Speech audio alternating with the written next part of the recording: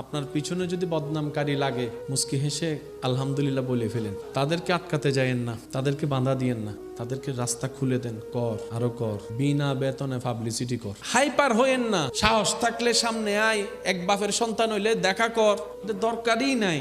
আল্লাহ আপনাকে বিনা যুদ্ধে জয় করতে চাচ্ছেন, আপনি কেন যুদ্ধ করে খামাকা শরীরে শক্তি নষ্ট করবেন? দরকার কি? ছেড়ে দেন না তাকে আপন হালতে। সে বদনাম করবে, আপনার গুনাহ নিবে। সে বদনাম করবে, নিজের সওয়াব আপনাকে দিবে। সে বদনাম করবে, আপনার প্রচার করবে। সে বদনাম করবে, আপনার নামটা যে জানে না তাকেও শুনাই দিবে। তো সে যখন বিনা বেতনে এমন কাজ করতে চাচ্ছে স্বইচ্ছায়, আবার অন্যদিকে ওয়াইলুল্লি কুল্লি হুমাজাতিল লুমাজা তার উপর অর্পিত হবে, আপনার টেনশন কি?